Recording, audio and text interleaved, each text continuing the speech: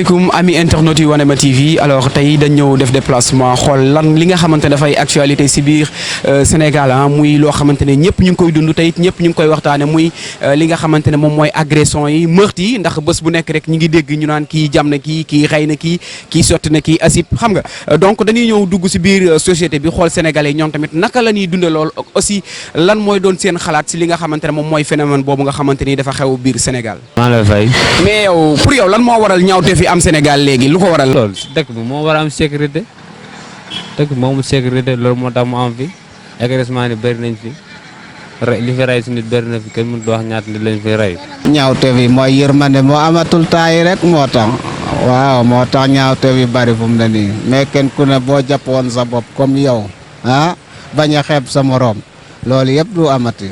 waaw loolu la de. naka ngay analyser tey chaque semaine ñu dégg na kii rey na kii jam na kii loolu naka nga koy jàngate. man moom loolu jaaxal na ma trop vraiment loolu moom doy na waar de waaw man moom loolu moom vraiment taay dafa ëpp nag dafa jéggi dayoo waaw loolu moom war nañ cee wax nag waaw vraiment dégg la de. nga jàpp ne tey moom lan war a def pour dakkal fi loolu.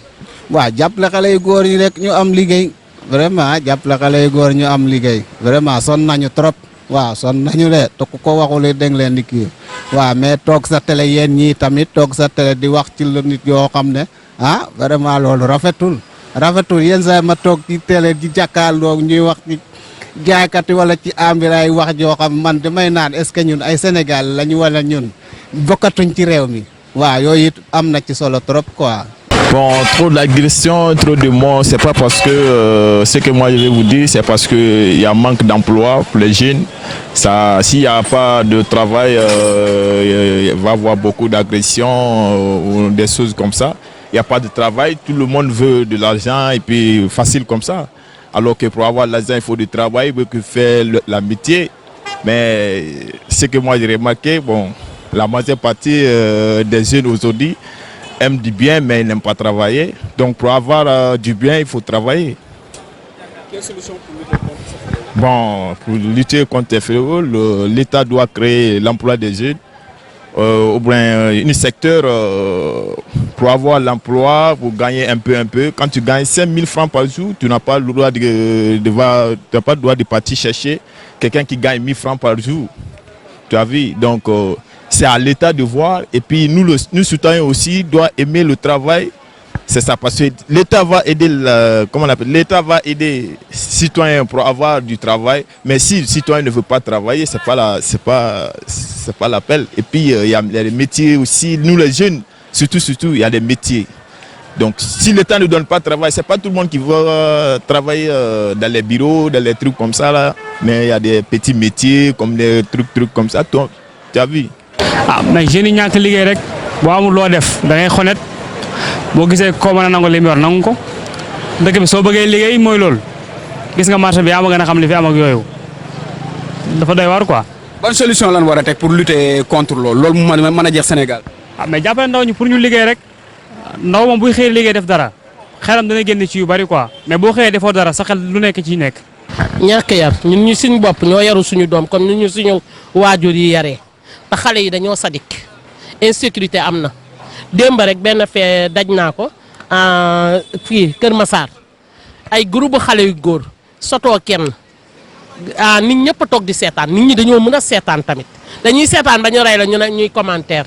avant ñu lay rey war nañu mën a àtte mais ñoom duñu àtte kenn du àtte léegi Sénégal daal fi mu toll man damaa ragal d'ici 10 ans ou bien 5 ans ci kanam da ngay nit dalay soof sax nga daal di ko tër ci digg tali bi rey ko te kenn du ci mën dara parce que léegi insécurité moo am de insécurité totale nit ñi sadik nañu bon nañu soxor nañu man daal léegi daal man mënuma comprendre daal nit ñi ni ñu mel atte amul ba pare gis nga Kër Massar diggante station bu njëkk bi nga xam ne fa la kii bi nekk fa la garage bi nekk ba biir Kër Massar ci essence bi station bi jëm yoon bi jëm Jaxay yoon bi jëm Mtowa ak yooyu yëpp dafa war a am gendarme yu fay jalonné pour mu am sécurité démb à 9h groupe xale bi semaine nañ fa téeral te kenn waxul dara dañoo bàyyi ñu dóor xale bi ba mu neex leen ci dara loolu daal laa leen di wax. ban solution nga jàpp ne moom lan war a teg pour lutter contre phénomène boobu. yaraat suñuy doom yaraat jikko yi xale bi day am 1 an et demi nga yóbbu ko jardin xamul alxuraan xamul dara kon bàyyi ma daal la ñuy dund fi mu toll nii muy beneen ñaareel ba dëkk day am sécurité moo fi ñàkk policiers yi ñuy recruter gendarme yi ñuy recruter pour lan la du pour ramasse nit ñi du pour nit ñiy jaay ñu déguerpir leen ak yooyu nañu jóg ci agression bi ak sàcc yi. donc ray bi ak agression yi moom donc maa ngi exprimer en français.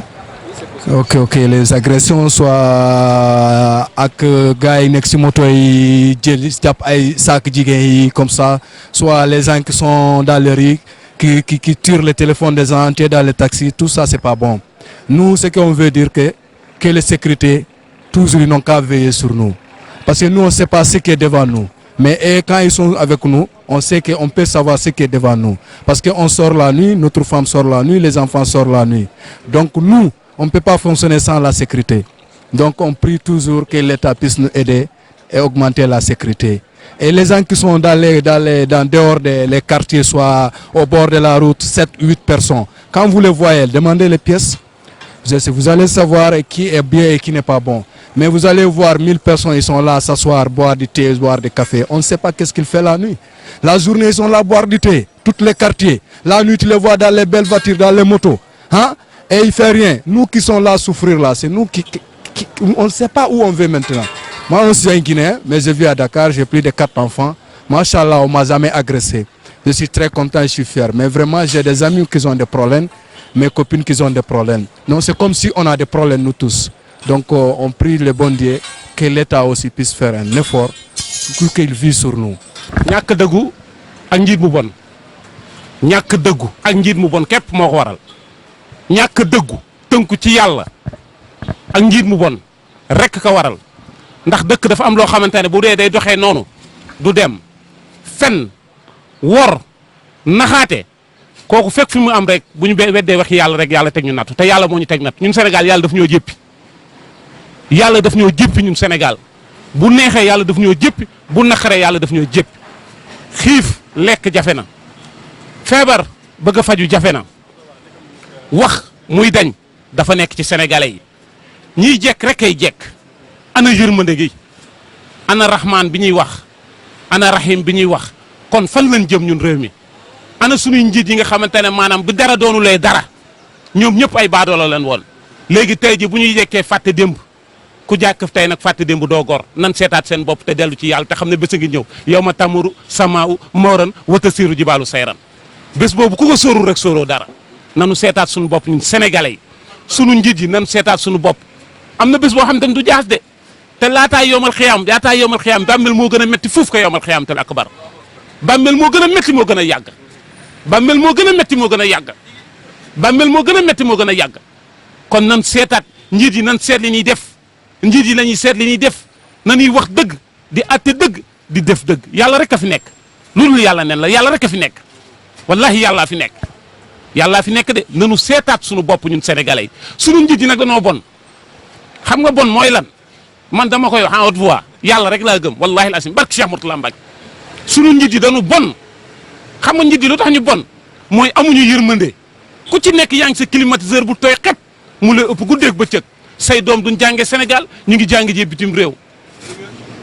say doom bu ñu bëggee faju ñu ngi faj jee bitim réew ñoom bu ñu bëggee faju ñu ngi faj jee bitim réew ñoom bu ñu bëggee lekk ginaar bu ñu léggee lekk miche bu ñu bëggee lekk hamburger bu ñu bëggee lekk shawarma bu ñu bëggee lekk pizza waaw mais ana ñeneen ñi nga xamante ne yàlla def nañ seen loxo jotul seen ginnaaw mais nit ki buy dox te suurul boppam rek nax nga sa bopp xam nga suur sa bopp mooy lan mooy daga naan yàlla de moo ma jox lii naa ko bokkanteeg nit ñi looloy suur sa bopp nit du fàtte boppam na njiit yi xoolaat seen bopp je m'adresse à les autorités même xoolaat leen seen bopp moomu leen ñu gënu leen nit ñi seetaat leen seen bopp am leen yërmande gi te xam ne li leen yàlla jox est-ce que sax yàllaa leen ko jox est-ce que du seen bakkana leen ko jox ak seen i xërëm yi ñuy def est-ce que yàlla moo leen ko jox parce que ku yàlla jox dëgg da ngay am yërmande da ngay mel ni sëñ Muntaxa da ngay mel ni sëñ Mbay Si Abdou dama ne da ngay mel ni njool Fuuta man barki Cheikh Mourtada Mbacke man taalibe Sëñ Tuubaa rek laa gëm waaye dama naan tey ji bu ma deewoon ñaan naa yàlla kii di njool Fuuta ak sëñ Muntaxa ñu tiim ma buñ ma tiimee rek man doy na sëkk njool Fuuta Njool Fouta bu maam Abdoul Aziz laa wax dama ne nanu seet ci ñooñu exemplaire sëñ Mountakha Njool Fouta kon bu neexee ak bu naqari yëpp nanu seetaat sunu bopp